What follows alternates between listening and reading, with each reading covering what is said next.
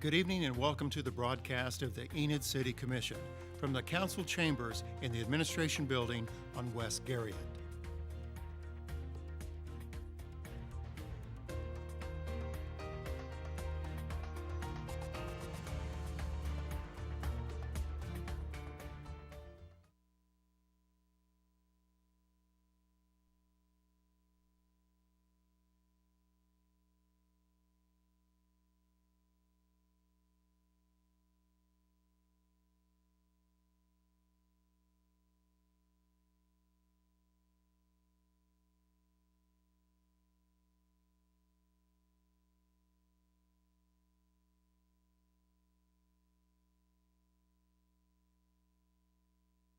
Tom Carruthers with the Willowview United Methodist Church.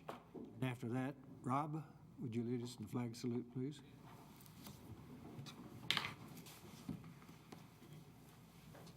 I'd like to read a short scripture before I open us in prayer this evening, if that's all right.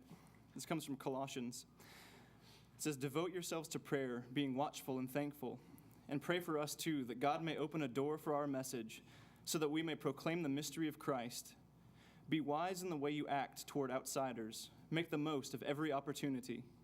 Let your conversation be always full of grace, seasoned with salt, so that you may know how to answer everyone." Will you pray with me? Gracious Heavenly Father, we thank you for this day. We thank you for the opportunity to come together to discuss, to steward, and to plan for this beautiful city in which we live. We thank you for Mayor Shuey and for each of the counselors who preside over this council. We ask that you would bless them and the commissioners as they seek to lead Enid through their discernment and decisions. We ask that you give them grace and courage to be still, to hear you speaking to them. Grant that they would desire to act with justice and mercy. That more than what they do, that they would be people after your own heart and sensitive to your leading. We pray for all of the business conducted here this evening. And Holy Spirit, we invite you to come and be present in a powerful way tonight. We trust that you are present with us.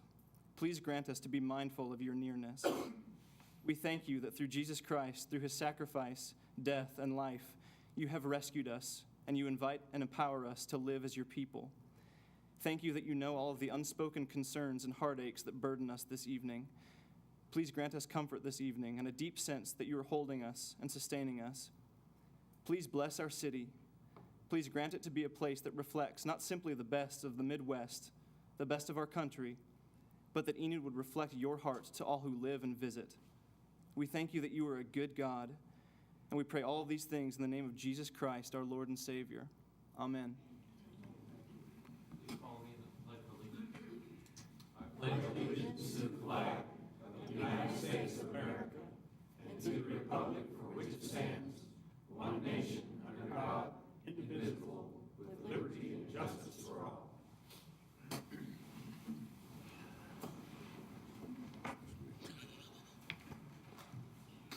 Item number 4, consider approval of minutes of the regular meeting of March 18, 2014. Motion to approve. A second. Motion by Ron, second by Rodney. Please cast your vote. Motion carries 7-0. Under item 5, awards, presentations, and organizational business. Item 5.1, present the pet available for adoption at the city animal shelter.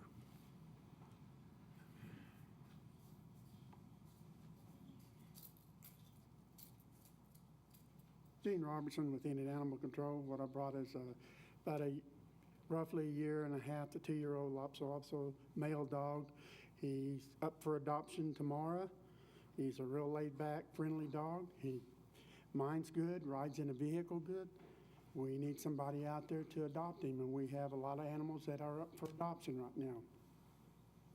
Our hours are from 10 to 6 Monday through Friday and 12 to 3 on Saturday and Sunday.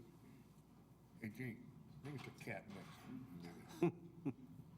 Okay. Just hates that. I know why. You're in charge, buddy. You're on the end of that leash. Under item point 2, proclamation of the Child Abuse Prevention Month. And we have a second proclamation for the Enid Crime Victims' Rights Week. Steve?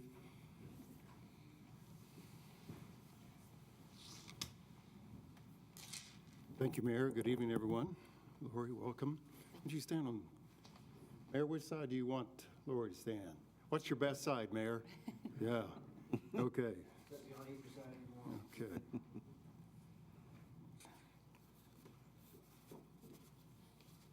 That's the right one. Commissioners and Assistant City Manager Riley, and Mr. Benson. Ladies and gentlemen, whereas every child is entitled to be loved, cared for, nurtured, feel secure, and to be free from verbal, sexual, emotional, and physical abuse and neglect. And whereas it is the responsibility of every adult who comes in contact with the child to protect that child's inalienable right to a safe and nurturing childhood. And whereas our communities are stronger when all citizens become aware of child maltreatment prevention and become involved in supporting parents to raise their children in a safe and nurturing environment.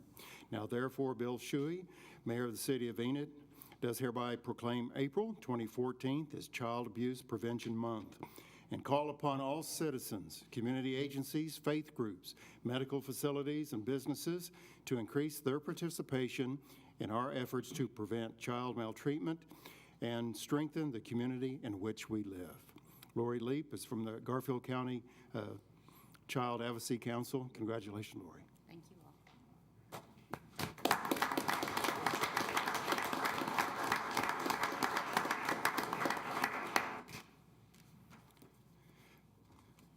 District Attorney Mike Fields. Now, we haven't met in any other time, right? You weren't on the bench or anything. Okay, great, thank you. I need that character reference. Okay. Whereas the United States Department of Justice marks an important milestone in the rights of crime victims, this year's theme, 30 Years Restoring the Balance of Justice, honors the extraordinary progress we've made on behalf of millions of victims since the passage of the Victims of Crime Act in 1984. And we renew our nation's commitment to serving all victims of crime. And whereas National Crime Victims' Right Week, April 6th through the 12th of 2014, provides an opportunity to extend that vision to every victim of crime in the United States to help ensure their access to the help they deserve and the rights they are promised. And whereas the City of Enid is joining forces with the victim service programs, criminal justice officials, and concerned citizens throughout Enid and America to raise awareness of victims' rights and observe National Crime Victims' Right Week. Now, therefore, be it resolved that Bill Shuey, Mayor of the City of Enid, does hereby proclaim the week of April 6th through the 12th of 2014 to be National Crime Victims' Rights Week, and reaffirm Enid's commitment to respect and enforce victims' rights and addresses their needs during Crime Victims' Rights Week and throughout the year, and express our appreciation for those victims of crime survivors who have turned personal tragedy into a motivating force to improve our response to victims of crime and build a more just community. Congratulations, Mike. Thank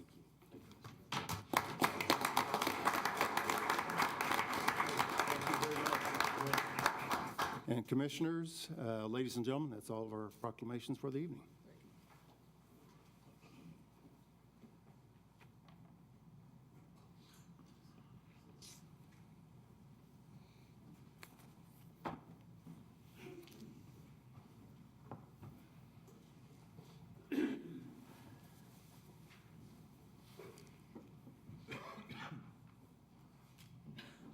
Item 5.4, consider an appointment to the Police Civil Service Commission. Joan? Thank you, Mayor. Mayor and Commissioners, we have just this one appointment tonight, and it is for the Police Civil Service Commission. It is to be filled by any interested citizen of the City of Enid, and the successful applicant will serve on this commission until April 19, 2019. We have 4 candidates for your consideration, and I will read their names, and if you would like to address the commission with a few words, then we encourage you to do so. The first is April Danahay. Hi, I'm April Danahay. I reside in Ward 5, and I would like to be considered for the appointment to the Police Civil Service Commission. I am familiar with the police department, and I have served on the Fire Civil Service Commission, so I understand the process very well. And I would love to engage myself in serving my community even more. Thank you. We also have Ryan Hamilton. I spoke with Ryan today, and he couldn't make it tonight. T. Jeffrey Luke. And Bill Stitzworth. Okay. Vote for one. Vote for one.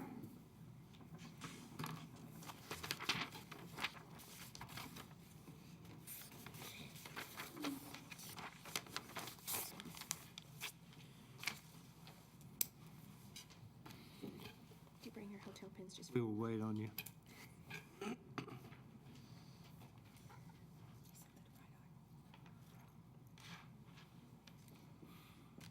Notice April didn't mention which side of the police department she's familiar with.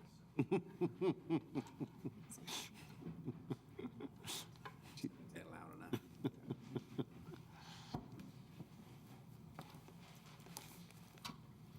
I'll go here. I need to get a new one.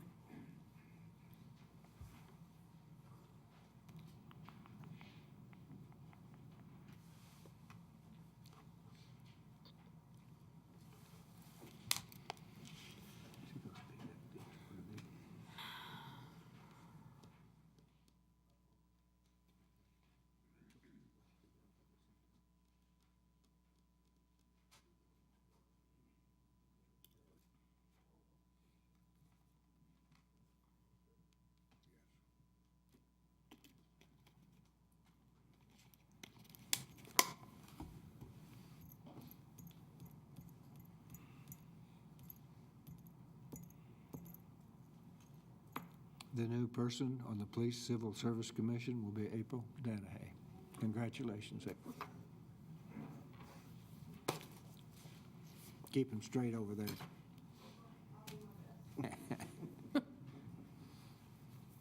Just kidding, Chief. Item 6, hearings.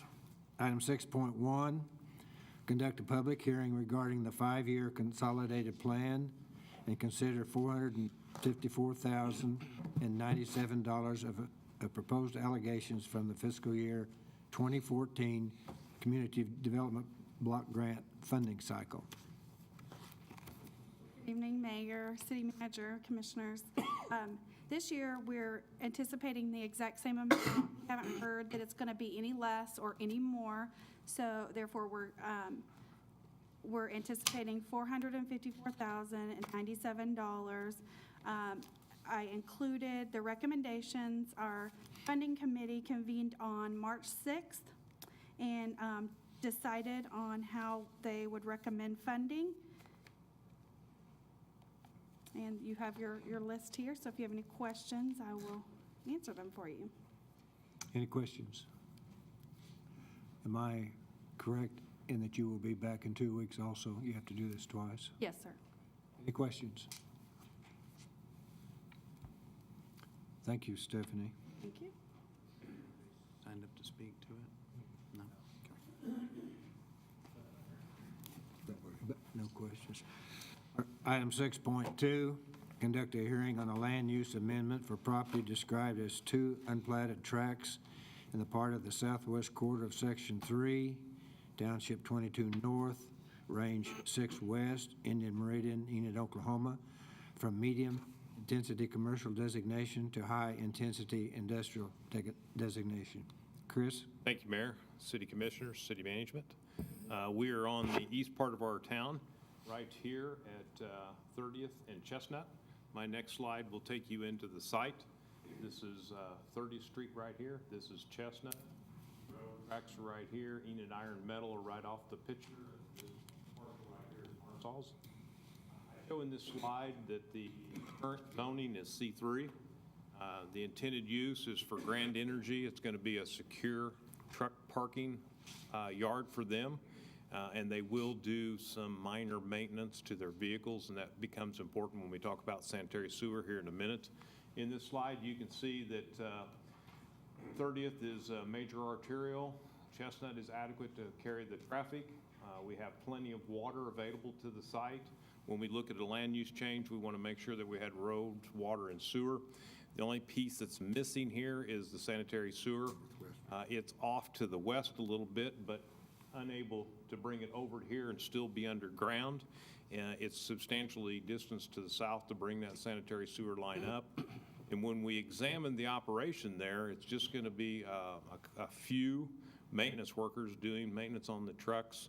And the way that the applicant is going to mitigate the sanitary sewer on this project is a septic. The site is probably approximately 5 acres. The applicant did check with the Department of Environmental Quality, and the site is adequate to support the septic. Planning Commission's recommendation to you is to mitigate it with the septic as well as staff. Can I answer any questions? Will this be primarily their company vehicles, or is this open to others wanting to park there for a fee? It's going to be just their semis, their tractors, and then their trailers. So there'll be very little people. It'll just be their employees coming to work, getting in their trucks, and leaving for the day and returning. Further questions? Chris, for this particular high-intensity industrial utilization, the septic will be fine with just one restroom or whatever. Right. Is there not a contingency for if they sell this property down the road and the next use is something that requires a lot more sewer access, that's noted? Because once we change this, we're stuck with it. Right. The next industrial user may have a need for the sanitary sewer line, and what we would do is in our disclosure, property disclosure, we would note that there is no sanitary sewer there. So it would be incumbent upon the next buyer to know what they're buying and what they potentially can do there. But we think for the use that's on the table today, it is appropriate for septic. There's probably going to be fewer than half a dozen people that'll be there that'll need restroom facilities. How does it affect the water runoff? Would that be all gravel or concrete? Gravel will perk some. It's got a little more pervious to it. Concrete and asphalt is impervious and it will run off. We have not seen their site plan. We will address that particular issue when they bring their site development plan. Does that make a difference on the stormwater, the water retention fee? The septic, will that impact? No, the water, the 7,000 an acre. Stormwater fee. They will be charged for how much they pay for their parking, which will be all of the site is my understanding, so will be at the rate for industrial. Will the runoff require laterals and dispersing away from the Septic system will, yes. And the design of that will be in accordance with the Garfield County Health Department, and it'll simply be how a perk test will be performed to see how well the soils absorb water, and then the tile field is based on that size. Be some green grass in that lot? Yes. This whole neighborhood is lacking in sanitary sewer. Yes.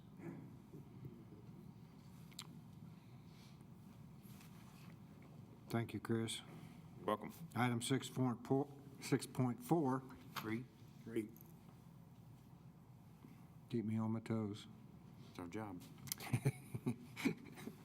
Conduct a hearing rezoning property described as 2 unplatted tracts in part of the southwest quarter of Section 3, Township 22 North, Range 6 West of the Indian Meridian, Enid, Oklahoma, from C3 General Commercial District to I2 Light Industrial District. Chris? This is the same site. The same slide that we had for the previous item is changing it from C3 to I2.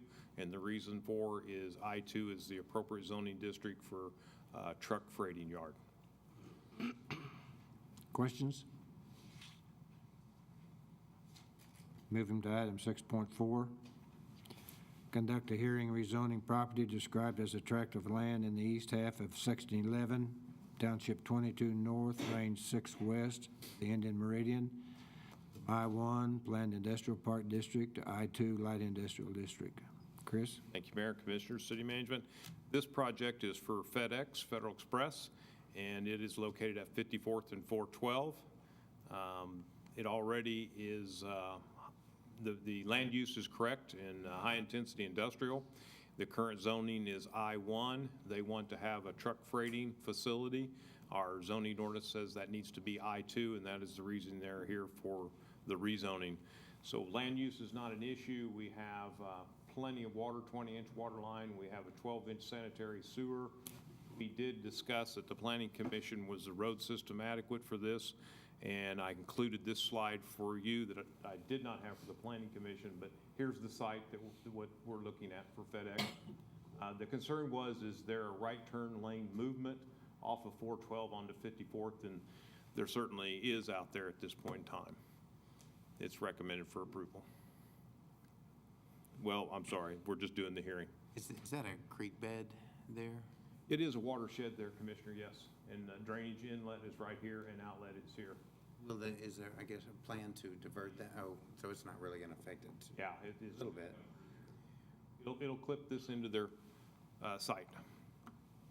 Will they reroute that? Don't know at this point. We'll see when they submit their site development plan. This particular issue raises the issue that we've talked about before with regards to the comprehensive plan. I think that doing the comprehensive plan to include the traffic study is this is one area that I would hope that would address, because even though there's a decel lane, there's no XL lane. There'll be a lot of trucks pulling in and out and crossing that intersection. So we're going to have to deal with that intersection at some point as that grows, and I think that comprehensive plan would help us address that. There's already a lot of truck traffic there anyway. Very dangerous corner. Is that at 60, that's 64th, 54th? 54th? Is that still 55 miles per hour? Or that? Yes, that area is 55. 45 light, I think. Okay, we transitioned here to 40. You're right. Thank you.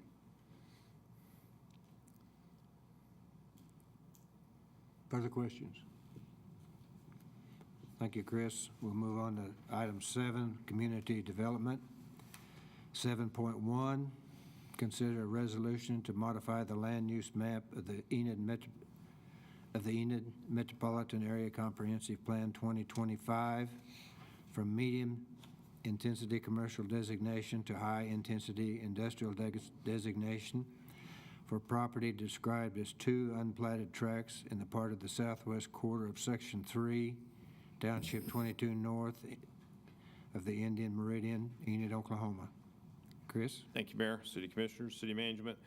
The slide in front of you, which we talked about in the hearing, this resolution would change that land use from low-intensity commercial, medium-intensity commercial to high-intensity industrial. It's recommended for approval. Make a motion to approve. Second? Motion by Mike, second by Ben. Further discussion? Please cast your vote. Motion carries 7-0. Item 7.2, consider an ordinance rezoning property described as 2 unplatted tracts in the part of the southwest corner of Section 3, Township 22 North, Range 6 West of the Indian Meridian from C3 General Commercial District to I2 Industrial Light District. Chris? This is the companion item that the ordinance that changes the zoning from C3 to I2. Recommended for approval. Move to approve? Motion by Ben. Second. Second by Mike. Further discussion? Please cast your vote. Motion carries 7-0. Item 7.3, consider an ordinance rezoning property described as a tract of land in the east half of Section 11, Township 22 North, Range 6 West of the Indian Meridian from I-1 Planned Industrial Park District to I-2 Light Industrial District. This is the ordinance that changes that zoning for Federal Express. Make a motion to approve. Motion by Mike, Second? second by Ben. Further discussion? Please cast your vote. Motion carries 7-0. Item 8, Under Administration, item 8.1, consider a resolution authorizing the city attorney to levy against the tax rolls a judgment of the Workers' Compensation Court of the State of Oklahoma entered in favor of Jason T. Mitchell in the amount of $32,300, approving an agreement acknowledging such judgment, providing for the payment of such judgment in exchange for the city's promise to repay such judgment from collected tax levies. Andrea? Mayor and Commissioners, this was a firefighter that hurt his back while at work. It's on duty. And this was a litigated case that was taken to Workers' Compensation Court. In February, the Workers' Compensation Court awarded him $32,300. And because this is over $20,000, then we need to levy this payment. We've already also paid him a portion of this, so he'll be paid out weekly at $323 a week. And I know that this seems to be a little bit steep. We had another injury about the same time, and interestingly enough, we made an offer. Actually, we generally will make an offer to all employees that are hurt. The other injury, almost exactly the same injury, same treating doctor, almost the same surgery, same recovery time and results. We offered a settlement of $27,455, and that was accepted. For Mr. Mitchell, he did not accept that same offer. He was awarded $32,300 by the court, but after attorney's fees, he will actually net about $2,000 less. So it shows that the offers that we make to our employees are fair and adequate, even under the court's terms. And sometimes you don't always win when you go to court. So we lost and won at the Motion same to time. approve the resolution and the agreement. Motion by Ron, I'll second. second by Mike. Further discussion? I have a question. You said, I caught something, we're already paying him $300 a week? When an employee is hurt and they're off work, they automatically get a temporary total disabled pay. Okay, so we've it's not been- part of the 32,000 then? No, we owe him about 17,000, I Okay. think, something like that. Okay. Yeah, but he'll be paid at $323 a week, so he won't get all that money up front. Can you explain bunker pants? Firefighter gear, pants of some sort that they pull up, I'm not sure. I think it's one of those freak back accidents. I don't know, but when he was pulling on his pants, he hurt his back. And he did end up having surgery from that, so there was in fact an injury. So it's kind of funny, but Need to look at different kind of pants, I don't know. yeah. Talk to the fire department, we need some lighter pants maybe. Yeah. They probably want everything they can get as far as fire prevention. Further discussion? Please cast your vote. Motion carries 7-0. Item 8.2, consider approving the 2014-2016 collective bargaining agreement between the City of Enid and the American Federation of State, County, and Municipal Employees, AFSCME, local number 1136. Andrea?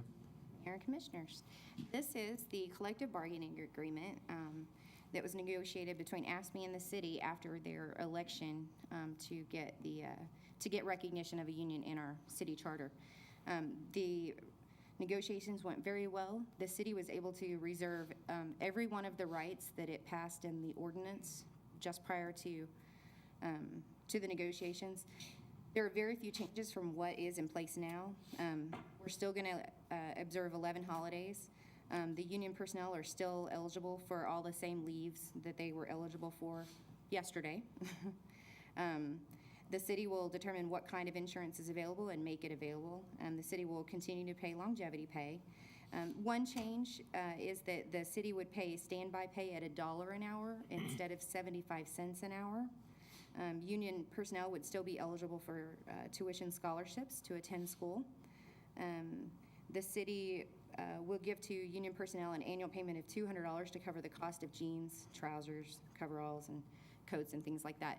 That's a little bit reduced from what they get now, but the method that they get it now is very difficult for finance to make work well. So the city is just going to go and instead of giving them money for boots as well, the city is going to have somebody come in and the city will order those boots. So it's a little bit less, but it really evens out in the long run.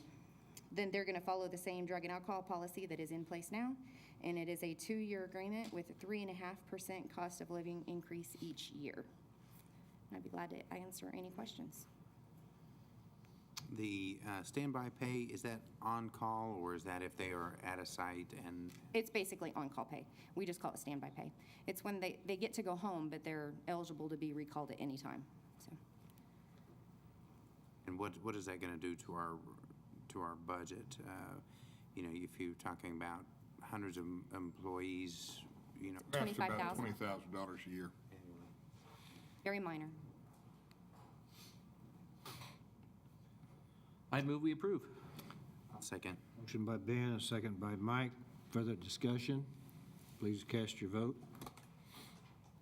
Motion carries 6-1. Item 8.3, just skip one. Item 8.3, Yeah, you got to think about it. consider approving an agreement with Lodgewell Management LLC, a Kansas limited liability company, for hotel occupancy guarantees to be provided by the city of Enid. Andrea? Mayor, Commissioners, I'm sure this is what you've all been waiting for. This is an agreement with Enid Hotel One, which is a subsidiary of Lodgewell. This contract will provide a room rate guarantee to ensure that for the first 7 years of the hotel's existence, that it is able to flourish rather than struggle for that first few years. You did receive a draft in your packages, and there are a few changes. The biggest change is that there won't be any use of the rooms if and when the city had to provide or had to pay up on the room guarantee.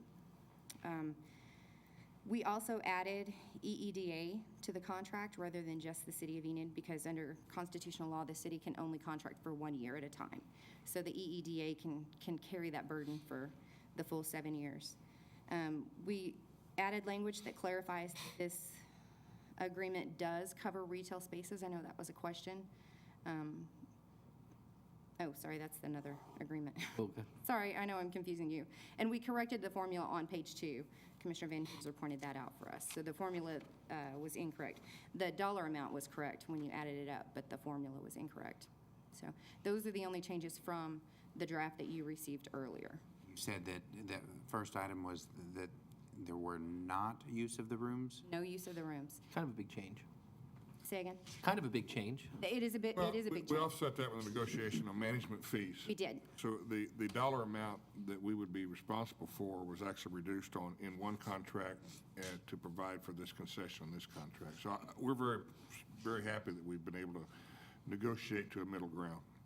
I actually had an email from Lodgewell's attorney today, and she said if there were any way that they could figure out how to make this work, it's not something that they would have refused.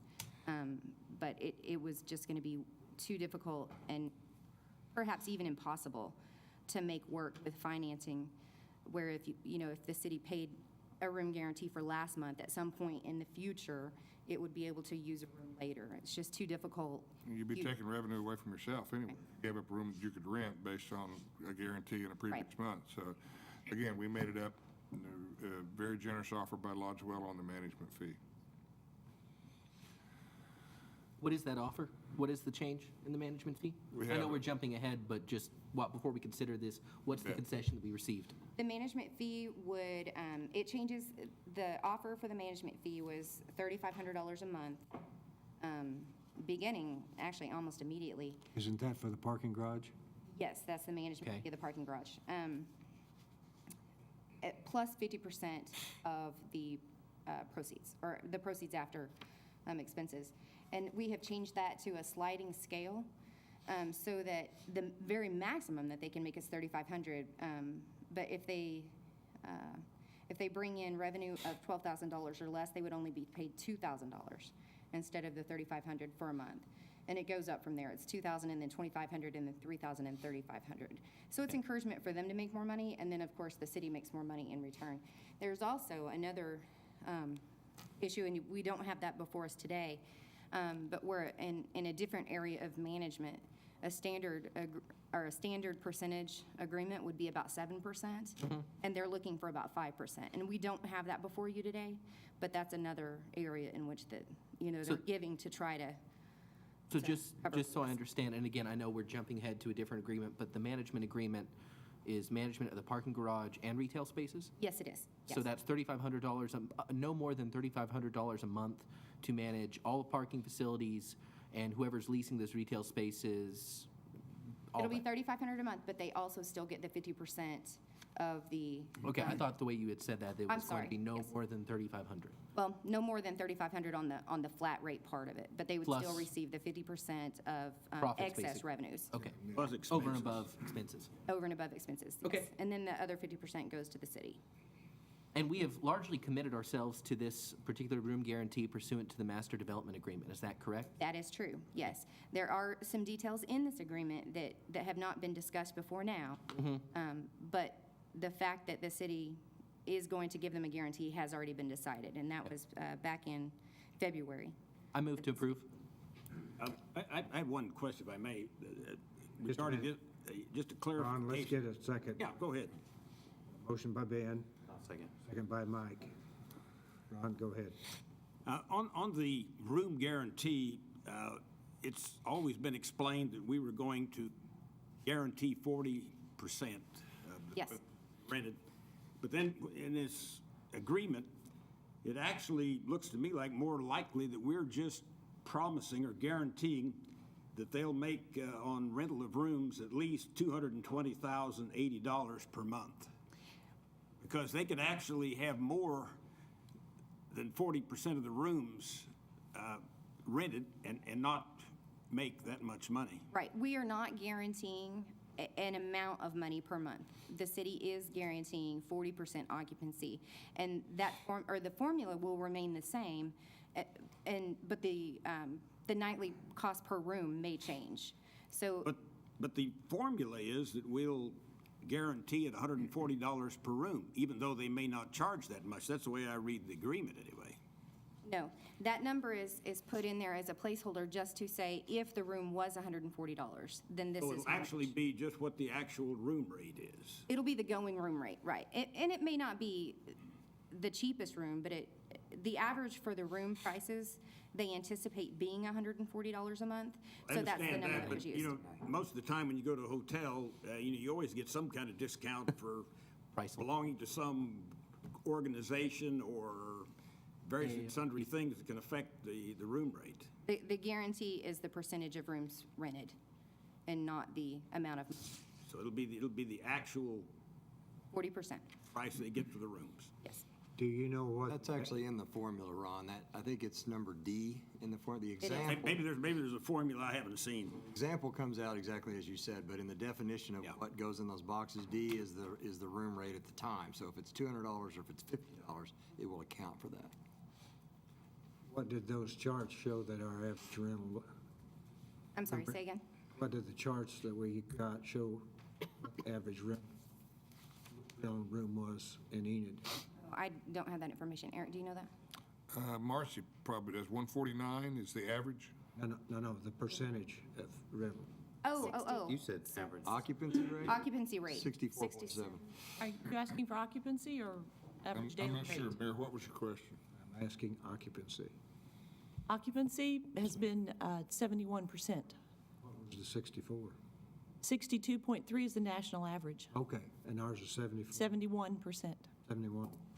It's not, but And the average daily rate is determined by individual properties, but of course, the newest properties have the highest rate.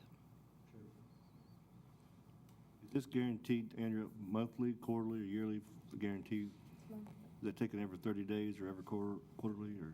It's calculated monthly, but I think it's to be paid quarterly. It's easier for finance. But it'll take the average of a month and determine if there's any guarantee to be paid for that month. So it won't be daily. We actually initially talked about daily, where if they had 30% one night and 70% the next, we would pay 10%. And It's averaged over a quarter, over 30 days? it's averaged over 30 days, monthly average. When's this start? It would start after the hotel is opened for public use. start 30 days after it's open. That's when it would start. I mean, we couldn't count it till 30 days after they were If open. the day it opened, then they're gonna have any people. Well, no, right, I mean, they would take the first, we would have to count it after they've been open for a month. No, our event center was booked before it was open, so, you know. Further questions? We have a motion and a second. Please cast your vote. Motion carries 7-0. Item 8.4, consider approving a hotel ground lease with Enid Hotel 1, Limited Liability Company, a Kansas Limited Liability Company. And this contract is in substantially the same format as you received with your package. With that one change we discussed downstairs? Yes, we have that one change that we discussed downstairs, and language that we added prior to downstairs was that the landlord shall provide written notice of objection detailing the nonconformance with the preliminary plans and specs and the ordinances and leases and things like that. And then it allowed for the tenant to, it says that the tenant would not be required to conform the plans and specs to objections when they contradict the tenant's hotel franchise. And then the language that we changed downstairs was scratched prior to the effective date, which actually is not today, by the way. The effective date is not till the property transfers. And then we, instead of saying has tentatively approved, we said will tentatively approve. So those are the only changes to that agreement. With that change, I will move we approve. Second. Motion by Ben, a second by Tammy. Further discussion? Please cast your vote. Motion carries 7-0. Item 8.5, consider approving an agreement with Lodgewell Management LLC, a Kansas Limited Liability Company, for the management of the downtown parking garage. You're still up. So this is where we got the concessions from the first deal? Yes, it is. This is one of the places that sessions. And this also is in substantially the same format. We did add EEDA because of the Constitution's limit on one-year contracts for the city of Enid. And we changed that fee structure. And the fee structure, again, was maximum $3,500 for the flat fee portion, all the way down to $2,000, and then also 50% of the operating surplus. And this is for the management of the parking garage and the retail space.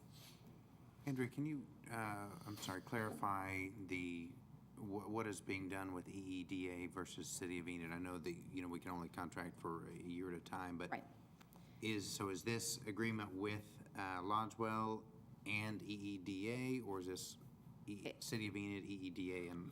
Yes, all three parties, yes. So the city of Enid says, essentially, we acknowledge that this is our moral obligation, but constitutionally, we can't commit to this. But EEDA takes on that responsibility, and it says, yes, for the full term of the agreement, EEDA will ensure that the city makes the payments that are Is there a reason required for that. for doing it here under the City of Enid versus just EEDA? Well, the city of Enid owns the property that the structures will sit on, so. Is this, Actually, there was one thing that I did not bring up from 8.4, and we did have some information because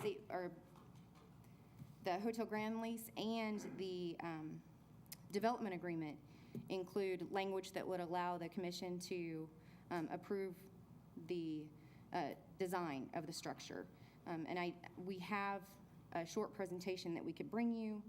I know that we've moved past that, but we don't have a motion in a second yet. So if anyone would like to make a motion to return to 8.4. I'll make that motion. I'll second.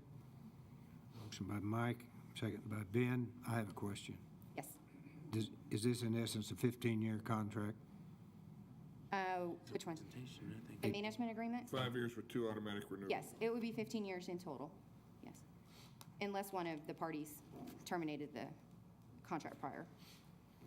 Here's your question, can we terminate after 5 years, Mayor? Yes. Or you can terminate after 10, or you can terminate, Okay. let it expire. Well, that's a little different than the 7 years in the preceding one. It is, yes. But the 7 years is a guarantee of funds, and the management agreement is similar to Global Spectrum, where it's the city's property, but we're hiring another company to manage it for us. Okay. Very similar to that idea. Do you have a motion in the second? What are we, is this the motion on this? No. No, there's a motion and a second to revisit, So we're not voting on 8.5? not yet. Okay. You're allowing a revisit of 8.4 to hear a presentation, not to revote on it. Right. Right. Further discussion? Please cast your vote. Motion carries 7-0. And I'm sorry that Now we're at 8.5. 8.4, we're going back to 8.4. Presentation from all. Okay. We will now have a presentation from Dave Owen with Lodgewell. Dave? Mr. Mayor, thank you for the opportunity to speak here this evening. We have with us, of course, my partner, Dave Mashburn, and we have the renderings that we had prepared for the city. Dave, you want to put those up there? We also have Jim Lohmeyer, our architect, president of Hood Rich Architects, and Shannon Earls, president of Clark Construction, that will be the contractor for the hotel. The reason we asked to do this short presentation is because we are aware of the concern that you have about the facade of the hotel and the use of what's commonly known as EFIS, or external insulation finishing system. We've got a short presentation about that just so everybody understands what we're talking about. I'm not here to argue one way or the other. We just want to make sure everybody knows what it is. And then also, I think Jim Lohmeyer, Ron, to answer your question, will show you the layout of how the hotel fits on the site. Can you turn that, Dave, so the camera can catch it too? Yeah, so the camera over here can see it. The camera back on the side there.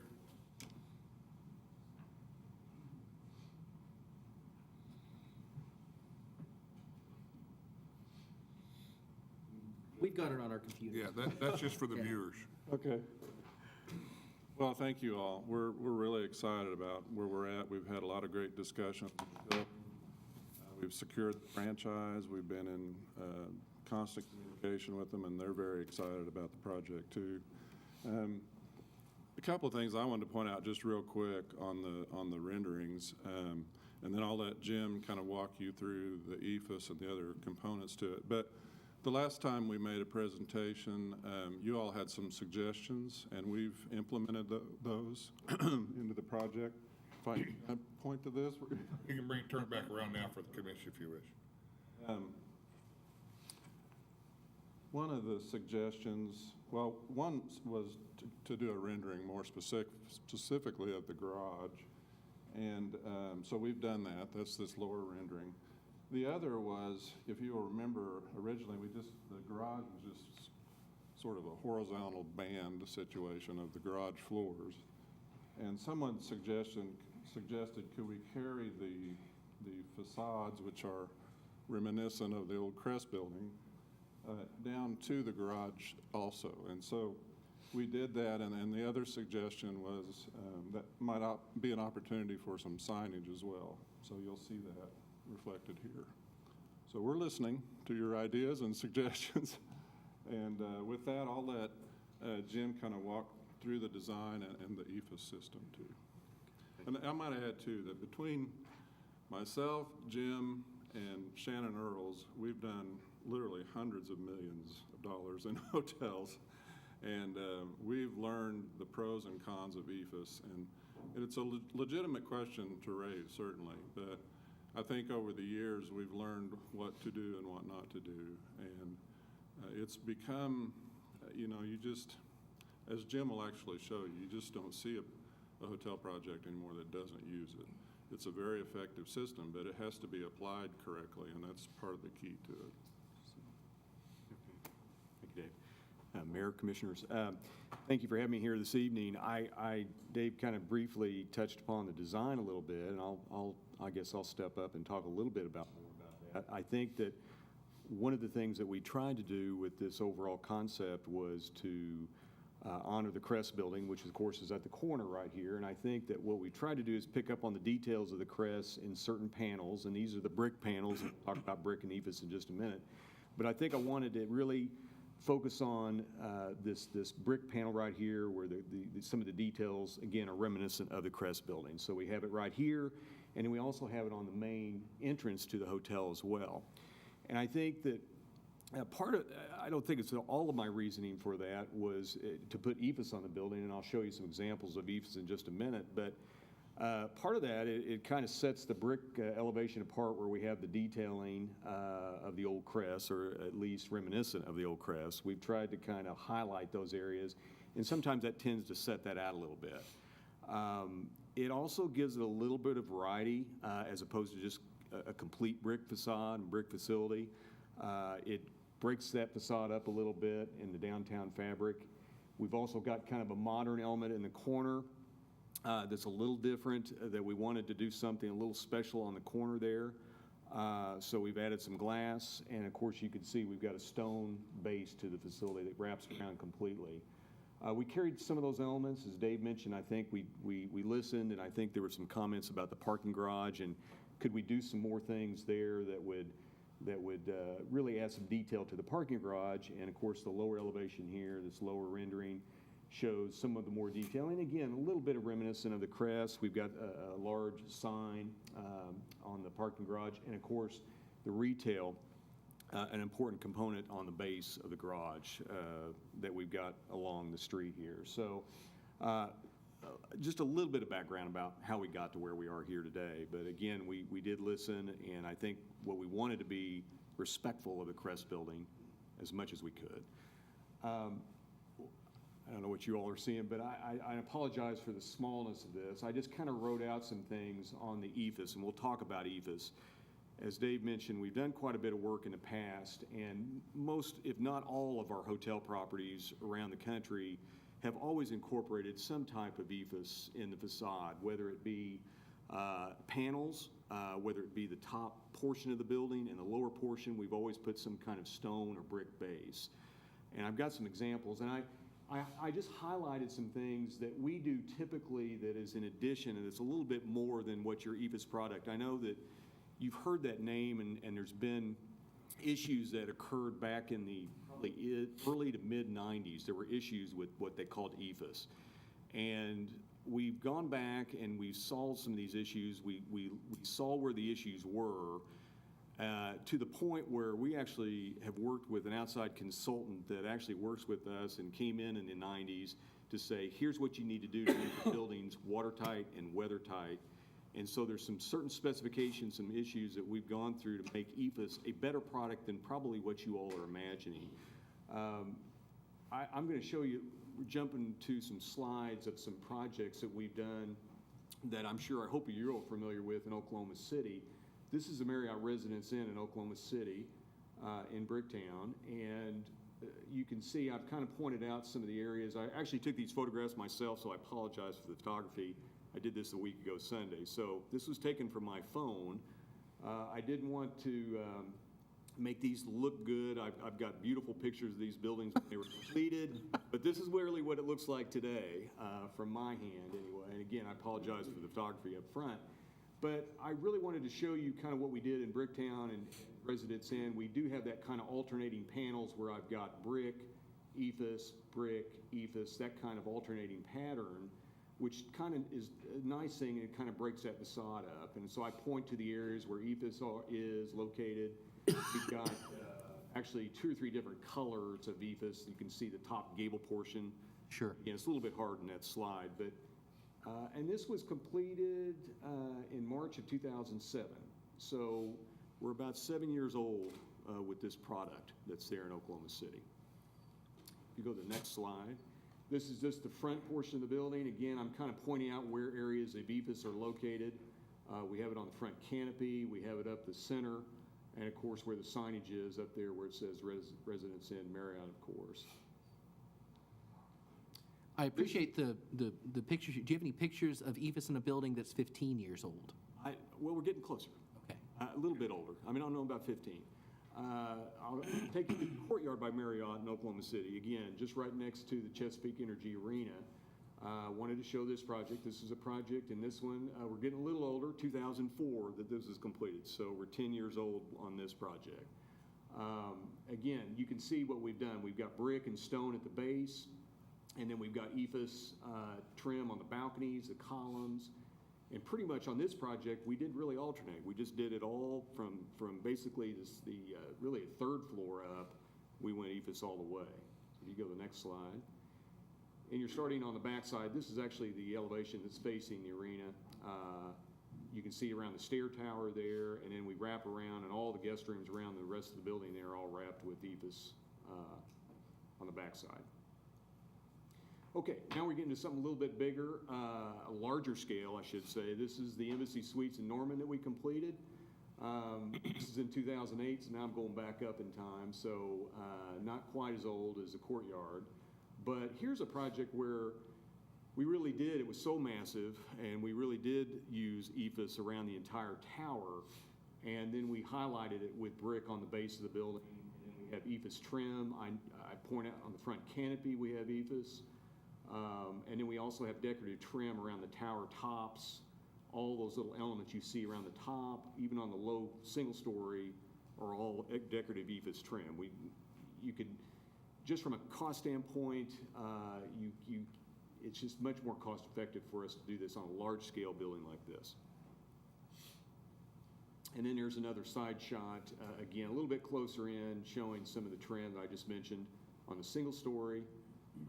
The different colors of ephes that you can apply. There's just a myriad of different textures and colors that you can provide for this. And this is one of the nice things that we like about it too. But it allows us to do some things decoratively that sometimes we can't do with an all masonry building. And again, I love masonry. I'm not here to say that I am a fully 100% proponent of ephes. But it's just sometimes it's from a cost standpoint and a durability. We've made great strides in the durability of this product over the years. That's my concern, is the durability. I mean, here's my understanding of ephes from talking to a couple local architects and a local contractor here in town who's installed it recently. It gets beat to hell when we get a hailstorm. And, you know, in Oklahoma, we get those sideways hailstorms. Its lifespan is, on the outside, 15 years. You can't patch it effectively and it blend in.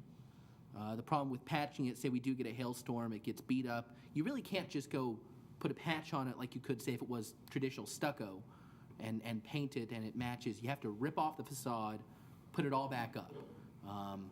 Maybe that's a bit of an exaggeration, but it's, and then in addition, you can't, or rather it is discouraged from painting it. Basically it is the color it is, and so the wear it takes to the color over the years, you just start to notice. And so I've been to hotels, and you primarily see it on hotels, frankly, but I've been to hotels where you look at the back entrance or you're walking around the building and, you know, there's a patch here, there's a crack here, there's water here, and it just looks bad.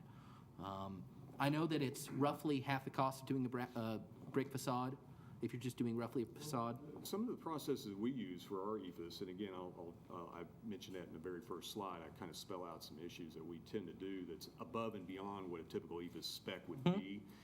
And I mentioned a consultant that we utilize too, Dick Piper. He's located in Boston, Massachusetts. He's basically worked with me on several projects over the years, and what he was brought in because of those issues and problems back in the mid-90s to deal with those kinds of problems. And what we came back with was a product that's thicker. You put 2 base coats on, you don't just put 1 base coat on. You have a thicker finish coat on the product.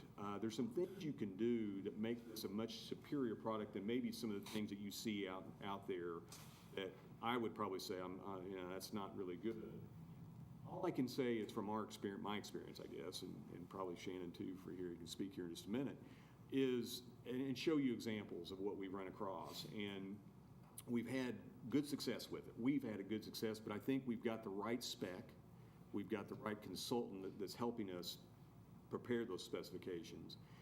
The other thing, the main thing, and I haven't even addressed yet, is the applicator who actually applies this product is of extreme importance. This is where this consultant comes down and actually sits on the job site, and we have a pre-application meeting with the applicator, and our consultant says, here's what you're going to do, here's how you're going to put this on, and here's what I expect to see. Sure. So in that perfect world where EFIS is done in the most perfect way possible, what's the lifespan of this application? I can only speak, Shannon Earls, by the way, Mayor and Commissioners. My role at Clark is president, but I've been installing projects, EFIS on projects since the early 90s, I would say. My personal experience goes back that far. And literally I've been involved in millions of square feet of EFIS, on everything from 3 to 4 level buildings all the way up to 12 to 14 stories, similar to the Norman, Oklahoma project he mentions. To address a couple of points you made that the contractor or whoever mentioned, you can patch EFIS. You just have to do it in a panel. You don't have to rip it off. You just have to reskim the entire panel. And really that's more about aesthetics to make it blend. You can paint it. They make various coatings you can put on EFIS. We're actually doing a 6-story that's about 20 years old. We didn't do the original project, but we renovated the hotel in Addison. It's a Hyatt place. And they're actually using an exterior paint on that. And really, primarily, the reason they're doing that is they changed their color schemes 20 years ago. As you might imagine.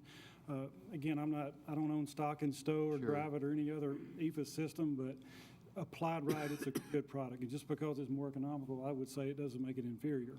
Sure. But so lifespan, I mean, what's... I can only give you from a personal experience. I've been doing it since the early 90s. Okay. And knock on wood, we haven't been back to a project yet because of an EFIS issue, but we make sure we install it right. The first is the spec, as he's mentioning. This spec is probably a 25 to 30% increase in cost over just a normal, whatever Drive It or Stowe or Parex or some of the other manufacturers put out there. Literally, the guy he's referencing, his card says building forensics. And we literally, not only prior to installing it are there meetings, but literally during the application, on every 2 to 4 week basis, we're cutting holes in it, doing the micrometer, testing it, checking it. So that's the extent we go to. So everything you mentioned, I've heard horror stories around the country. You hear about mold and all of that. Most of that, honestly, came from people putting vinyl wall covering on the exterior wall. And you get moisture in the wall and it gets trapped. A lot of it had nothing to do with EFIS. So, but I would say probably 99% of the bad rap EFIS has gotten is from poor quality of installation. Either selecting the wrong contractor or the contractor not just doing a good enough job, applying it. So. Well, I mean, I certainly hope that's right. I don't see a lot of brick that looks lousy after 20 years. And just from my own, I've seen EFIS that just doesn't hold up. And so, I mean, I appreciate that you folks are installing a superior product. Brick does last longer, right? Brick from just a physical standpoint, but what I'm here to tell you tonight is that brick does require maintenance. Sure it does. There are settlement cracks and things, so you've got to basically maintain that facade and that brick. Water can infiltrate in that brick. Sure. Matter of fact, Dick Piper, the consultant we were just talking about, didn't just look at the EFIS, he looks at our brick and what we're doing there too. You can have just as many problems with the masonry wall as you could any with that EFIS wall. So if it's not detailed properly, that masonry wall will leak and allow water to go just as easily as anything else will. So, yeah, brick from a physical standpoint, masonry product, it's natural clay type product. Yeah, it's going to be here for 50 years. We know that. Well, I would add to that. I mean, your point is exactly what it is, and that is where you see it. Where you see it is pretty much in reach, so to speak. And so we very early on realized you can't take EFIS all the way to the ground in a situation where it's use at that level. So we often at least take it up the first floor and not more. And I think a lot of, smaller hotels, whatever, either they haven't learned that lesson or they're just not budgeting, so they've taken EFIS all the way down. Our spec, I don't think you could do that. Some of the old specs you could, and you could break it. This spec involves. We've learned that a long time. The spec also involves a denser EPS board, which is insulation board. It's a different mesh. It's a higher density mesh. And then the base coat, as Jim's already mentioned, is thicker. So it's certainly a superior than just your normal system. I think the one thing that hasn't been really brought up is that, you know, I'm sure there are minimum standards that Hilton Garden Inn is going to require even after the building, and Lodgewell is not going to want to have To me, it's obvious. a building that looks Marriott, shoddy. Marriott likes that product. And to add to Mike's comment, does the Hilton Garden Inn have any objections to using that material? The EFIS material? That's their prototype. That's their prototype. I mean, their prototype is, We didn't see any in the slides that you showed, but you showed most of the Marriott's. yeah. It's a Hilton product. Of course, the Embassy Suites is a Hilton product, the Hilton Garden Inn, this type of thing. So Hilton will certainly allow that product. And like I said, that's their prototypical product for a Hilton Garden Inn. You know, one thing that we try to do, and you know, this is a totally custom Hilton Garden Inn, by the way. You're not seeing just your traditional Hilton Garden Inn driving down the highway. This is something totally custom. Actually, a lot more brick material and that stone base you're seeing on this building here, you'd not see that on a typical Hilton Garden Inn. So, Don't change it. Now, Hilton Garden Inn does, Hilton Garden Inn allows brick. Oh, sure. A Hilton Garden Inn would absolutely allow a fully brick facade. That's correct. Okay. And ultimately, the building's the business, and we have to strike that balance between. Sure, and this room guarantee and the land for $10, I mean, part of what you have given us is the final say on this, on the visual aspect of this hotel. My problem, aside from the structural issues, I really do appreciate you've addressed, and I feel a little bit better about the structural problems with EVIS. No one else in downtown, with maybe one or two unfortunate exceptions, uses this product. And we were assured that your hotel would fit in well with downtown. Both hospitals have EFIS And they are not downtown. They're not downtown. They are not downtown. You are on a block. We built a big new event center building, and we chose to go the extra mile and do brick on that event center building. The old convention hall has brick that's been around for a whole lot longer than the lifespan of this. I think your concerns have been duly noted. I mean, you know, we'll have a vote. We're Next not going to week. do that Sure. tonight. So I greatly appreciate you guys addressing the concerns that have been brought to you. And I think that we'll just leave it to the vote on the next Really, time. that's all we were striving for here. Yes. Make sure everybody understood what we're talking about. We know that you're going to have a vote, but you do need to take a vote so we can move forward. Sure, of course. At your earliest convenience. Do you have that slide of lot? Oh, yeah. Yes, I do. Can we show that right quick and then? That was the PDF. Yeah, the progress set PDF. Because we probably won't be able to be here when you have your final discussion, so I wanted to try to answer as many questions as we could. Okay. This is the overhead on the lot? Yes, this is an overall site view, dark shaded building, which is your event center. I guess, yeah, is this what this thing is?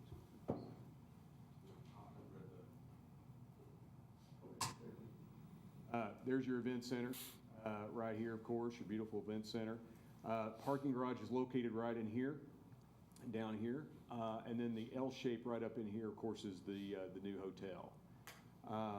The main entrance to the hotel is right up here on the west, that you can see in the rendering, which is, of course, right here.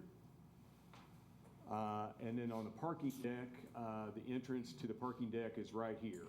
And we have an in and out located right through here. You have to ramp up pretty quickly, which the single in and out is dictating, a lot of that is dictating because we have all this retail right here that we have to get up above that retail. So there isn't any parking on the ground floor then? There's parking out on the street side. We haven't eliminated any of the parking out on the front. But I mean, in the parking garage? The whole first floor of the parking correct. garage Whole is first floor, devoted to the retail space? All this is retail right in here. That's correct, sir. We have a little bit of an area right over here with some elevator and a stair. but this is all retail. I think almost 16,000 square feet of retail on that lower level. So we have to ramp up very quickly to get up and start our parking and our wraparound parking. But there is a drive, in addition to the entrance to the parking deck, this drive right here along between the event center and there is a driveway that actually goes all the way through and out. So they have access all the way through here. So some of these facilities right back in here behind the hotel on the east side of the hotel are some of our, what I consider back-of-house areas, mechanical yard, equipment, this type of thing. You can see the loading dock here for the event center. So we haven't altered their route. So now they can actually pull in here, come in here, and back in, and then go on out. So that was another major issue that we had to work through, was working around with the event center and getting their circulation to work, getting our back-of-house area to work as well. So conceptually, you can see there's a lot of stuff in here. We've tried to fulfill all of the Hilton Garden Inn requirements, and we're still working with them at this moment. But kind of an L-shaped custom Hilton Garden Inn with this parking garage kind of filling in the rest of the block down. And there is parking on the roof of the parking garage. Correct. Yes. You're not seeing every parking, you're just seeing the ramp that goes up, and then we just start wrapping around with parking all the way up. Approximately 250. Thank you. Does the loading dock at the event center remain where it is today? Correct. What's that little indentation just north of it, right there? Right here? Yes, sir. That's just an island to kind of direct people around. We do have some parking located right here, and actually we have some parking right in here on the south side of the parking deck. Surface parking. I know that it's been discussed, and if it is feasible to do, where would a connection be from the hotel to, I'm assuming we talk maybe top level of the garage over, is that? To the event So center? the event center. Well, we're talking about that, we're kicking that around, but right now, we're talking about right here at the parking deck, you could come across with a bridge right through here. Probably the second level. Second so it's level still of the parking covered. deck, yes. Okay.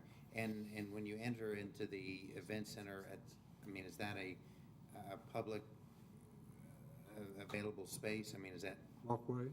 Well, I'm just wondering, is it? Are there going to be set up- ticket takers up there is your question? Well, does it look presentable to the public? Is it pretty? Closet. We've had many discussions with Bill Spector about how that would work logistically and our concerns. I know that's their backstage area for a lot of shows, and I think they would prefer not to have people running into Reba McEntire, but, yeah. Let me get this straight. You are considering a walkway connects all three buildings, because we know what July 4th is like and what February 1st is like. And to me, that's very important. Great. Stay with it. That's a very quick conceptual look of kind of where we are today. We've got a lot of work ahead of us, but tweaking everything, but that's kind of where we stand. Thank you very much. Yes, one more question. If we got that approved at the 2 weeks from now, Dave, when could we see tractors on the property? Because the public wants to know, when's this hotel going to start? You have a guess? Well, under the terms of the contract, once we close, we have 120 days to start construction, but we've already been doing all the things we could do. We've done a Phase 1 report, we've done the soil borings, we've gotten the hotel flag. We've done everything we could. But you also have an issue of utilities. We still have the issue of getting those utilities moved so we can start construction. So it's still kind of a moving target. And those utility moves would probably be late June before we can execute that contract. And we just got our soils report today, and there's some issues with the soil. It's certainly not something we can design around, but we'll have to go through that. Well, thank you very much. And I just want to say that it's our intense desire that when it comes to how this thing looks, I am hopeful that we'll have it in such a fashion that everyone will feel comfortable voting for it. Thank you. Thank you. Back to 8.5. Yes. 8.5, consider approving an agreement with Lodgewell Management LLC, a Kansas limited liability company for the management of the downtown parking garage. Move approval. Second? Mayor, I've got a few questions on that, and maybe Andrew can help me with this. And can you clarify Brian, just- again what the changes were? I'm sorry. Go. Oh, okay. I'm sorry. You're good. Go ahead. I just want you to go over again what the changes in the agreement that we had. Okay, this one, we added EEDA. Right, got that part. Yeah, and then we changed the fee structure, the proposed fee structure. Can you go over that? Yes. The initial proposal was for $3,500 flat fee a month plus 50% of the operating excess, or it's the operating surplus, which means all of the revenues minus the operating Andrew, expenses. question. Wasn't it originally $3,800 a month? 35 is all. The draft I got was $3,500. Okay. So I don't know, there could have been that, maybe that was proposed at one time. Mine's an old draft. Could be. But the concern is that the parking garage may not take off right away. There may not be enough visitors in the hotel immediately to earn that full fee.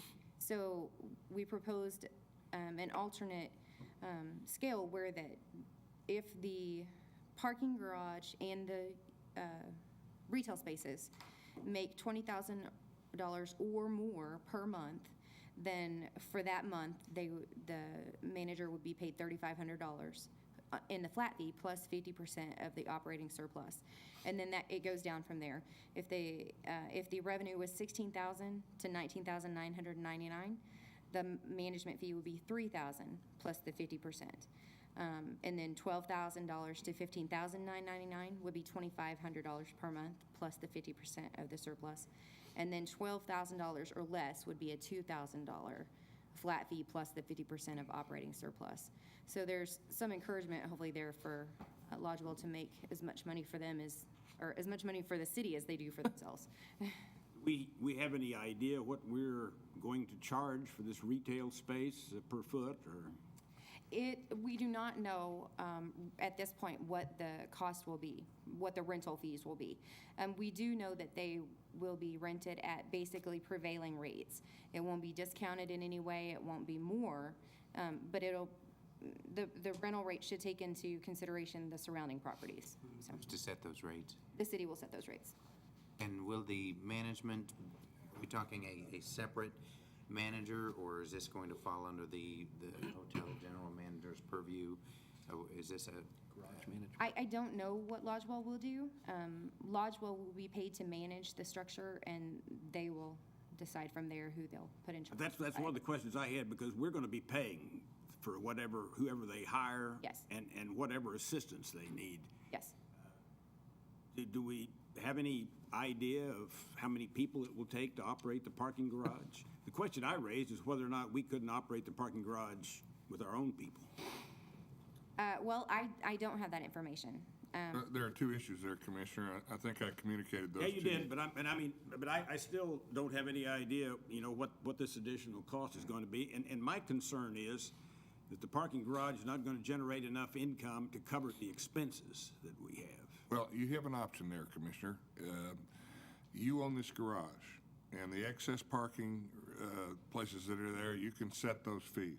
You can also require a downtown development fee for visitors. There's a range of options.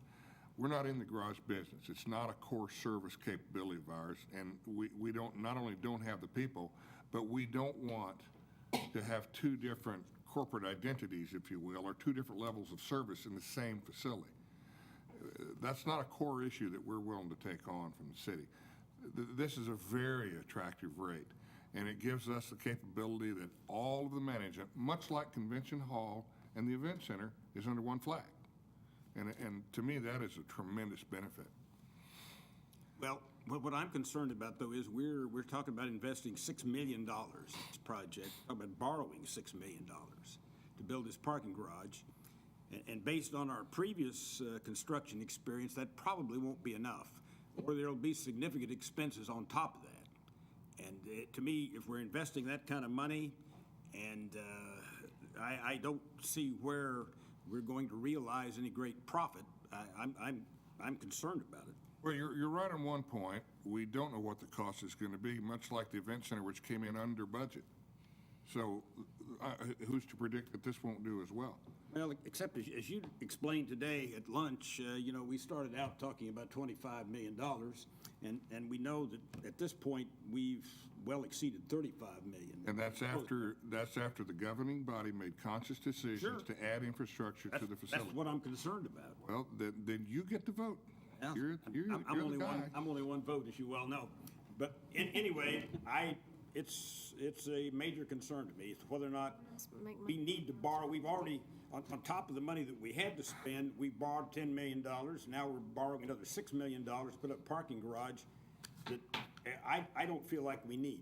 And we're creating retail space downtown. Once again, I think we have adequate retail space, and probably vacant retail space downtown. All the numbers I've run, the parking garage, I don't anticipate that if it breaks even, I think we'll be lucky. The numbers I've seen, it's going to actually be a negative. But by adding the retail space on the bottom, that's going to prop that back up. So I think the mix of the two is going to make it pretty feasible. We definitely need the parking downtown. I mean, that's going to make all the difference in the world. So I'd respectfully disagree with you on that. We need that garage, and if it just breaks even, I'll be happy to see it. And we do need retail space downtown, badly. Absolutely. And I think the question with the retail space is the quality of the retail space that's available at this moment. Because the great places are taken. That also places us in a situation where we're competing with private property owners for business, which is a little bit uncomfortable for me. But it's the parking situation in downtown has been, we've chewed on that before, and I know occasionally we have situations where we need additional parking space, but Like every day. day in and day out. Every day. Do you think how much do you think the people that park downtown there are going to be willing to pay to park in the parking garage? I can tell you that I park downtown every single day, and what I pay in parking tickets a month, I would probably rather pay to have a parking space available to me. How much would you be willing to pay? There are several attorneys who have already called asking if we're going to rent those spaces. Our office has been looking for additional places to pay for parking every month for all the people in our office. I mean, we've talked about, where can we park? Because people that work downtown have to be there every single day, and if there's something else going on, you're out of luck on, where you're gonna park. So, there are the businesses that are downtown, aside just from our residents and our shoppers and visitors. The people that work downtown need places to park, and there's a shortage of those for sure. You ask any merchant downtown, they save their spots for their customers, and there's a very, very big shortage for business owners and merchants to park. And it's a big problem. But they all want to park free, and they want to park No, close. they don't. They're willing to pay for it. It's just not available. Okay. Well, I've had lots of, because downtown is my ward. I've had a lot of merchants come to me and say, we got to figure this out, because we can't park on the street because we get parking tickets, and, we need to leave that for our customers, but we don't have anywhere to park. They're willing to pay for it. There are some attorneys that rack up more than $100 a month in parking fines. So I would imagine they would be interested. I think the supposition that because we own that retail space, Ron, makes us in competition with private business, I would challenge that, because if the rental rates are the prevailing rate, that's not competition. The city's not propping that retail space up. Well, I It's going to be rented we were refunding all of the tax that we collected. 1%. Retail space. 1%. No, it's 1%. 1% on the sales tax. That's set out in the agreement. That is not in this agreement. That was in the master development agreement. My understanding was it was whatever the city's share was of the. 1%. It's 1%. 1%. That is our share. No, No, our ours share is is 2 or 2.5. 3.5%. Okay. Well, I must have misread that. Tammy, sounds like you're going to get a raise in pay if we do this. Not. Raise and take home. Any other questions? I get a parking place. You gonna pay? I'll move we approve. Motion by Ben, Second. second by Mike. Yes. Further discussion. Actually, I already did that, but that's okay. Please cast your vote. Motion carries 6-1. Item 8.6, consider approving an option deed escrow agreement with Enid Hotel One Limited Liability Company, a Kansas Limited Liability Company, and Guarantee Abstract Company, and/or Guarantee Abstract Company, Enid, Oklahoma. Mayor and Commissioners, there's just one change made in this from what you saw before. The title of the agreement was entitled Option Deed Escrow Agreement. The deed that we are transferring is not really an option deed. It just retains a reversionary interest. So I've removed from the title option deed. So the title is now just escrow agreement. Make a motion to approve. Second? Motion by Mike, second by Ben. Further discussion? Hearing none, please cast your vote. Motion carries 7-0. And Item 8.7, consider approving an indemnity agreement with Enid Hotel One LLC, a Kansas Limited Liability Company. this is our last agreement to look at tonight. We may very well be able to close tomorrow because we received an email from Crystal that said that the leasehold agreement, or the leasehold Title commitment. commitment had been issued. So we're good on that. Yay. This is the last one. This is an indemnification agreement. Generally, when you are selling a property, no work is done on the property, so there are no liens in between the time the contracting and the actual transfer of the property. In this case, the building was removed. Under state law, the mechanics or maintenance and mechanics lien, or whatever it is. Sorry. Mechanics material amendments. Thank you. Material. They have 120 days to file a lien, and 120 days is not up yet. So this indemnification agreement covers Lodgewell in case our demo company comes back and filed a lien. They can still file a lien up till May 15th, and so this agreement will last until May 15th. Do we use just one contractor, or do we use a subcontractor? One contract. Okay. And they're paid? They are paid. Yes. So there's no reason for them to come back and file a lien? No. I move we approve. Second. Motion by Ben, a second by Mike. Further discussion? Hearing none, please cast your vote. Motion carries 7-0. Item 9, consent items. Make a motion to approve consent items. Motion by Mike to approve, Second? second by Tammy. Further discussion? Hearing none, please cast your vote. Motion carries 7-0. Item 10. We'll now recess to convene as the Enid Municipal Authority. Item 11, trustees of the Enid Municipal Authority regular meeting are all in attendance. Item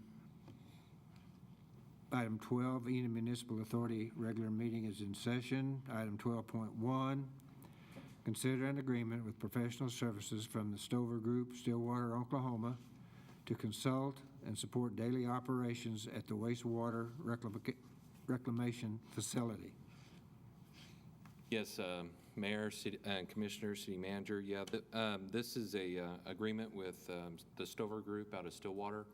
They have helped us with some of the operations at the wastewater plant, and due to some of the personnel and supervisory positions, we felt like we needed to have them there to help us out until we get a contractor out to contract out the facility. And helping us out includes not only technical services, but on-site technical training for our personnel. That is during correct. Leadership development, as well as technology verification for the operation of our plant. Yes, as you all toured the wastewater plant, you know that our wastewater plant is a very unique wastewater plant. It is very technologically savvy. After talking with the Stover Group and then their explanations of what that facility can do, there's some stuff that facility can do that will benefit the city, some industrial groups, and with Coke Nitrogen. We haven't finalized any of that stuff yet, but they have assured us, and talking with the other vendors that we've met with on Monday, that is attainable with our wastewater plant. I feel that our staff that we currently have does not have the technologically savviness to be able to obtain that technology and knowledge to be able to do that. So we felt like it was in the best interest of the city and to help out our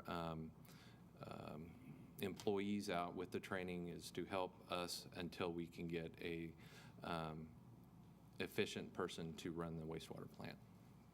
Will the current staffing out there, how is it going to be affected? The staff there, the employees have been notified that they will have a job no matter what. Eric made that very clear to them personally. I have expressed that to them over and over again, that they will have a job. Now, that their options are that they will have the opportunity for any employment within the city.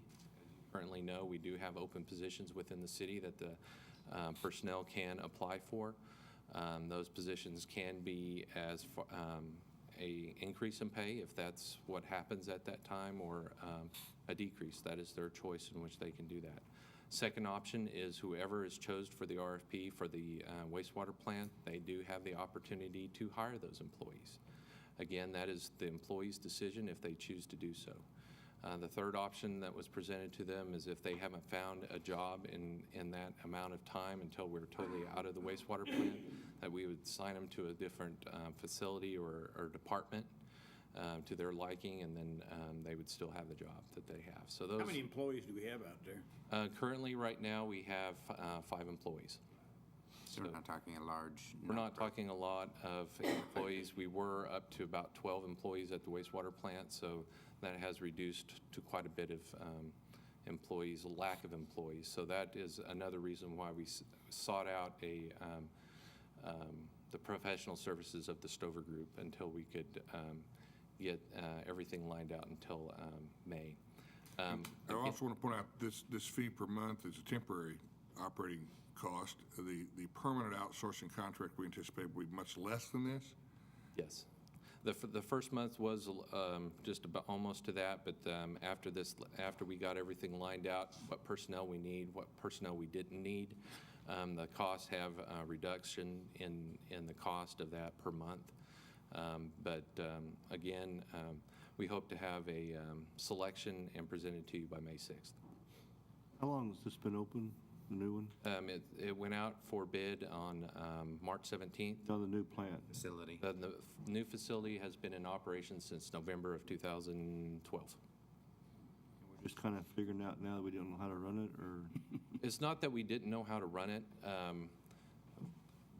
As of right now, I have an A wastewater lab license, or operator's license. I can run the plant efficiently, and we are putting out the discharge that we currently need to meet ODEQ regulations. Now, the part that I'm not familiar with is how we can use that plant to create better effluent quality water to help out some of our industrial users, such as Coke.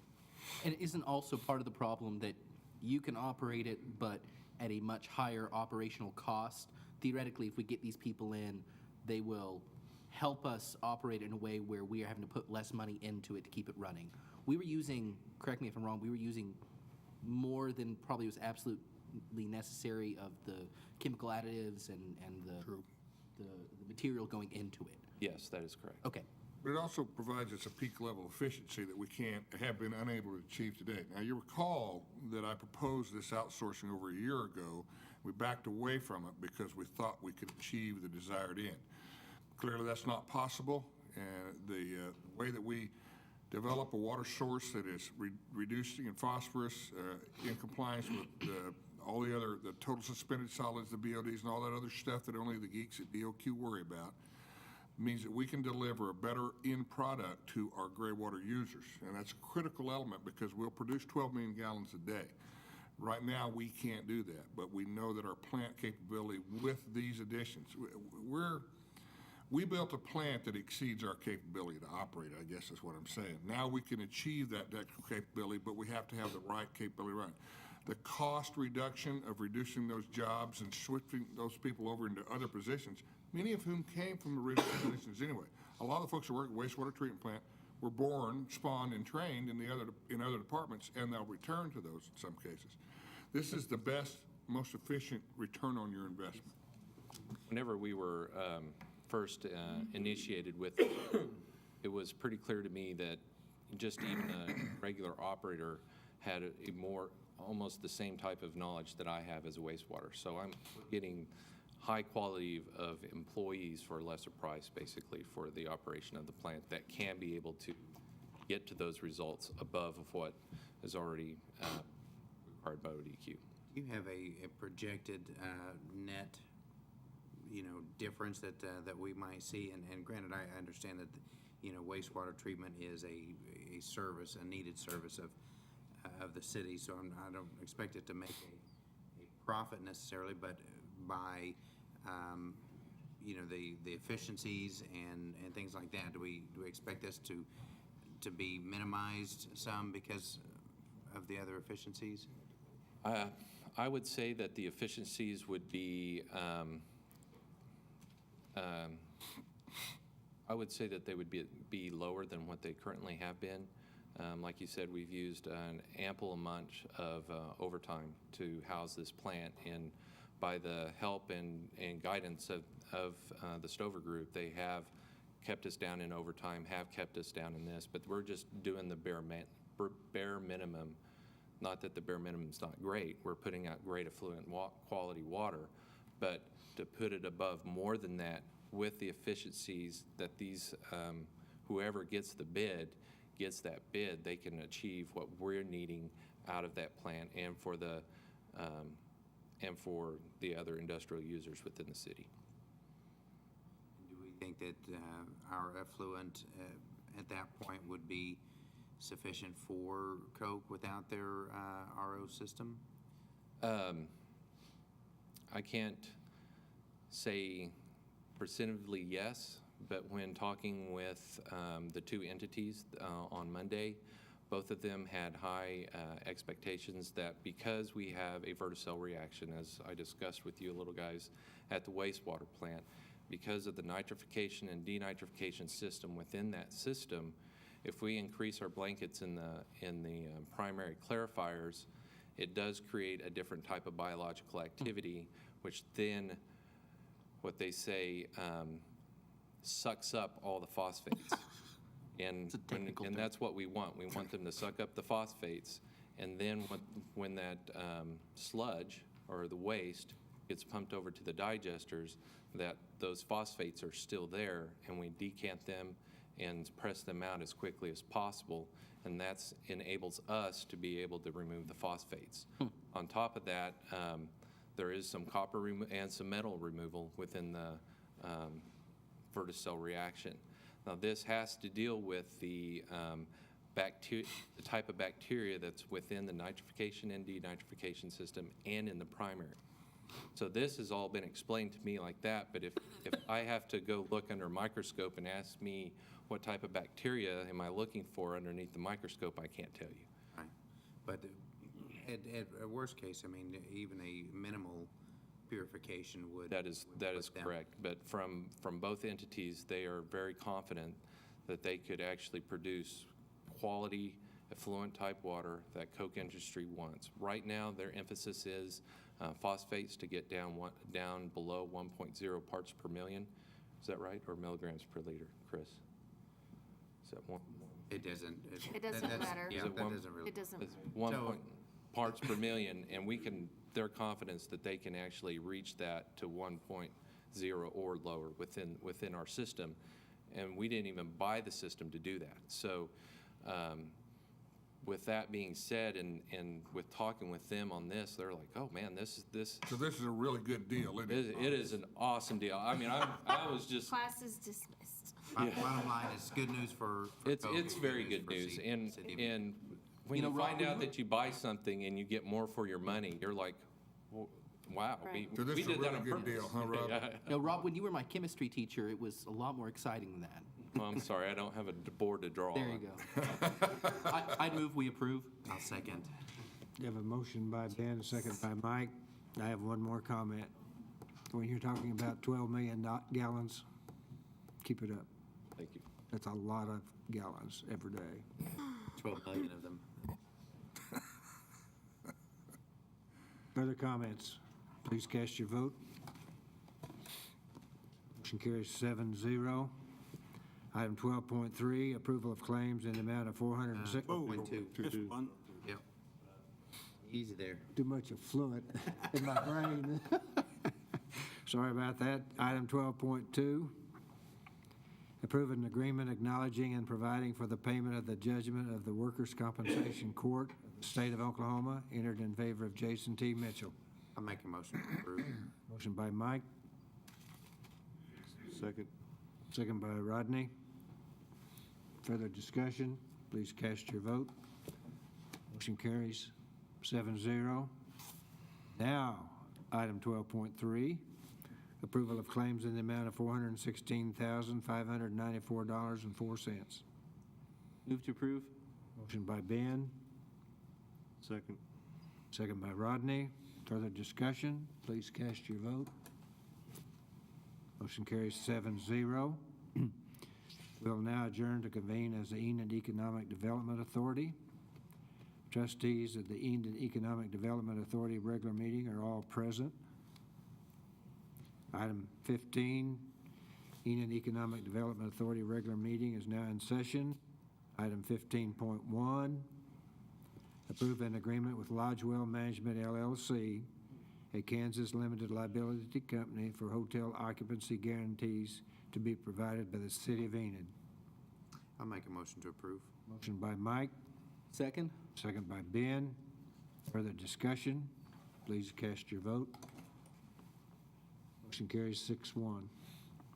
Item 15.2, approve an agreement with Lodgewell Management LLC, a Kansas limited liability company for the management of the downtown parking garage. Move to approve. Motion by Ben, Second. second by Mike. Further discussion? Mayor, one comment, if I may. I'd like to remind the commission that this parking garage is going to, it will cost us $25,000 per parking space, which to me is extremely expensive parking space, whether we do it downtown or anywhere else. I think it's too much money. Commissioner, as a benchmark, I've been involved in the development of a fraternity house at Stillwater. And You a little bit old for that? I am, but it's good work if you can get it. The cost of parking over there stunned me too, but it's $19,800. And that's surface parking. Surface what? Surface parking. Further comments, discussion? Hearing none, please cast your vote. Motion carries 6-1. Brochures that we have premier parking. Item 15.3, approval of claims in the amount of $12,051.73. Make a motion to approve. I'll second. Motion by Mike, second by Rodney. Any further discussion? Hearing none, please cast your vote. Motion carries 7-0. We will now adjourn to reconvene as the Enid City Commission. Under item 17, public discussion, there are none. Item 18, we will consider convening into executive session to discuss economic development and to reconvene into regular session to take any necessary action. Make a motion to convene into executive session. Motion by Mike, Second. second by Rodney. Please cast your vote. Motion carries 7-0.